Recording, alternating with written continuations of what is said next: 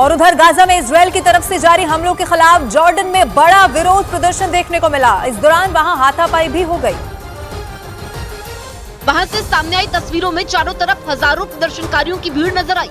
Amman शहर में आयोजित विरोध प्रदर्शन में 6000 से ज्यादा लोगों ने हिस्सा लिया। इस दौरान मार्च करने से रोकने पर प्रदर्शनकारी वहां की पुलिस से ही भिड़ गए, जिसके बाद कुछ लोगों को हिरासत में लिया गया। प्रदर्शनकारियों ने हमास के समर्थन में नारे लगाए और गाजा का समर्थन करने के लिए उन्हें सीमा क्षेत्र तक पहुंचने की अनुमति नहीं देने पर जॉर्डन सरकार की निंदा की।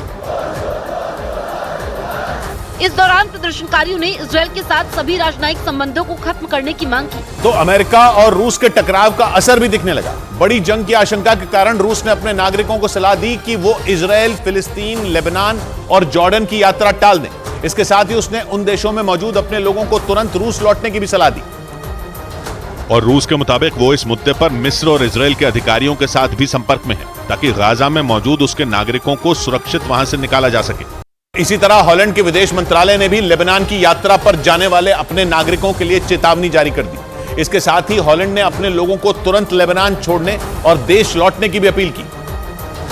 और ऐसा इसलिए क्योंकि लेबनान में हिजबुल्लाह के ठिकानों पर इजरायल के हमले तेज हो गए। इससे पहले सऊदी अरब समेत कई दूसरे देश भी अपने नागरिकों को लेबनान की यात्रा न करने की सलाह दे चुके हैं। गाजा पट्टी में आतंकवादी संगठन हमास के ठिकानों पर इजरायल के हवाई हमले लगातार जारी हैं।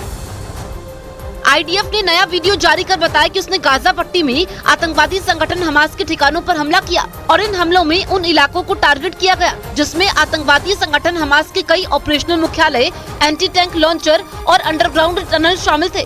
बड़ी बात यह है कि गाजा में हमास ने 500 किलोमीटर की लंबी सुरंग तैयार की है, जिसमें छिपकर हमास के लड़ाके इजरायल पर बार बार हमला करते हैं और अब इजरायल इन्हीं सुरंगों से हमास की कब्र बनाने के मिशन पर काम कर रहा है। बाइडेन ने न केवल पुतिन और हमास की तुलना की, बल्कि यूक्रेन और इजरायल को एक चश्मे से दिखाने की भी कोशिश की और बयान दिया कि वो यूक्रेन और इजरायल दोनों के लिए फंड इकट्ठा कर रहे हैं, जिसके लिए बाइडेन अमेरिका की संसद में प्रस्ताव भी लाने वाले हैं।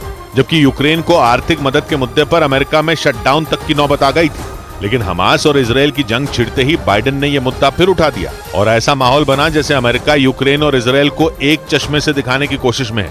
क्योंकि अगर ऐसा हो गया तो अमेरिका एक तीर से दो निशाने साध लेगा, जिसमें पहला ये कि यूक्रेन और इजरायल को आर्थिक मदद मिल सकती है और दूसरा ये कि पुतिन की पश्चिम एशिया में अमेरिका को अलग थलग करने की कोशिश कामयाब हो सकती है, क्योंकि सहानुभूति यूक्रेन और इजरायल के साथ हो सकती है, जिससे चीन और रूस का खेल खराब हो सकता है। इजरायल और हमास की जंग से पूरी दुनिया को जिस बात का डर खाया जा रहा है वो होती नजर आ रही है। इजरायल और हमास की लड़ाई गाजा पट्टी से निकलकर पूरे पश्चिम एशिया में फैलती दिख रही है और इजरायल का दोस्त अमेरिका जंग का निशाना बना है। 2 दिन पहले इजरायल पहुंचकर अमेरिकी राष्ट्रपति बाइडेन ने हर कीमत पर उसका साथ देने का ऐलान किया था। इसलिए 48 घंटे के अंदर ही अमेरिका को इजरायल का साथ देने की सजा मिल गई और पश्चिम एशिया के देशों सीरिया और इराक में अमेरिकी सेना के अड्डों पर ड्रोन और मिसाइल अटैक हो गए, जिसके बाद इराक के उस एयरबेस के अंदर एक के बाद एक जोरदार धमाके होने लगे।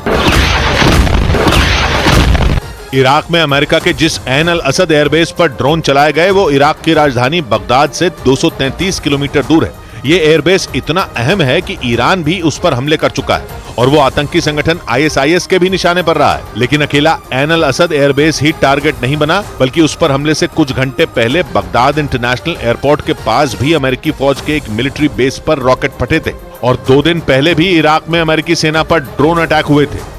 उधर इजरायल और हमास की जंग का विरोध अब पूरी दुनिया में देखने को मिल रहा है। दुनिया के अलग अलग हिस्सों में लोग इजरायल के हमले के विरोध में प्रदर्शन करते हुए दिखाई दे रहे हैं।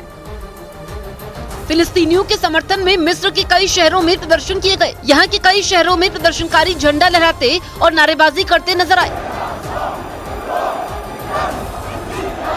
हालांकि मिस्र के इजरायल और हमास दोनों के साथ अच्छे संबंध हैं, लेकिन यहाँ लोगों की नाराजगी इजरायल की तरफ से गाजा पर लगातार किए जा रहे हमलों को लेकर थी। मिस्र की सरकार ने प्रदर्शन करने के लिए 27 जगहों की मंजूरी दी थी, जहाँ इजरायल के खिलाफ प्रदर्शन किए गए। बाकायदा धमकी तक दी गई थी। गाजा पर हमलों की वजह से इराक के सबसे बड़े धर्मगुरु ने पूरी दुनिया से इजरायल के खिलाफ लामबंद होने की अपील की थी।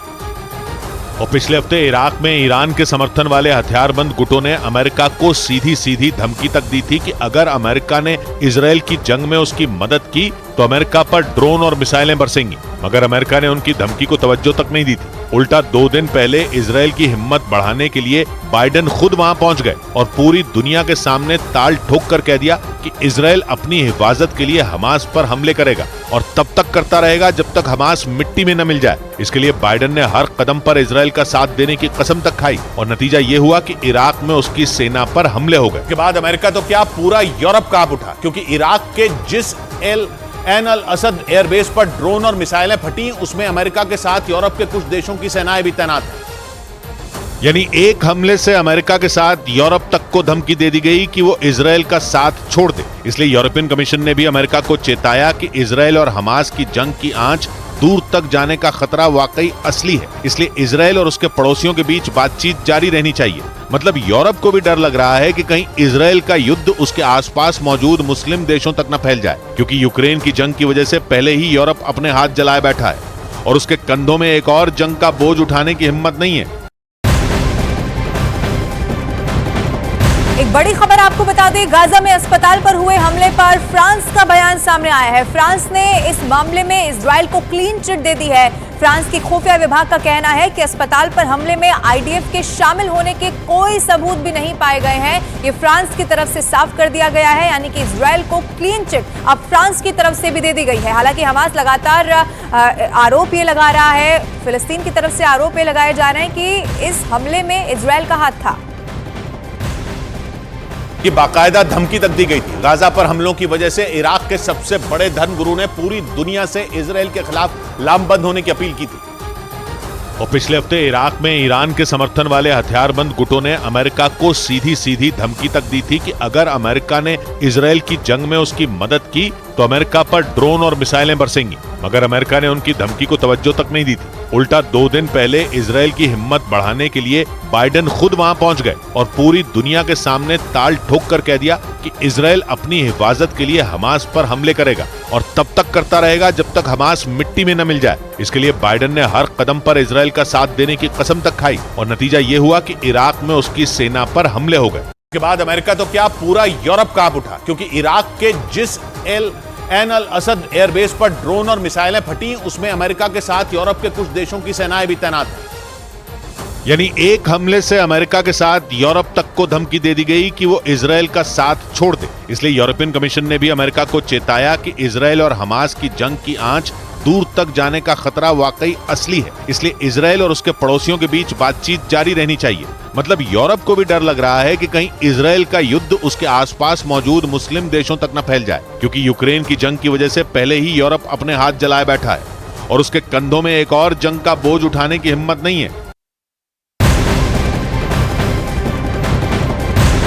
लेबनान के चरमपंथी संगठन हिजबुल्लाह ने इजराइल पर एक साथ 12 गाइडेड मिसाइलों से हमला कर दिया है। इस हमले के बाद यह माना जा रहा है कि हमास के समर्थन में अब हिजबुल्लाह ने भी इजराइल के खिलाफ जंग छेड़ दी है। मतलब यह कि इजराइल को एक साथ दो मोर्चों पर जंग लड़नी पड़ रही है। एक तरफ गाजा पट्टी से हमास के इलाके इजराइल की सेना के सामने चुनौती बनकर खड़े हैं, तो वहीं लेबनान की सीमा से हिजबुल्लाह ने भी अब उन पर हमले शुरू कर दिए हैं। हालांकि इजराइल ने इस बात की जानकारी नहीं दी है कि लेबनान की तरफ से दागी गई 12 मिसाइलों से उसे कितना नुकसान पहुंचा है। अगर अमेरिका अपने कदम पीछे खींचने को तैयार नहीं, हालांकि वो हाई अलर्ट पर जरूर है और उसने दुनिया के हर कोने में मौजूद अपने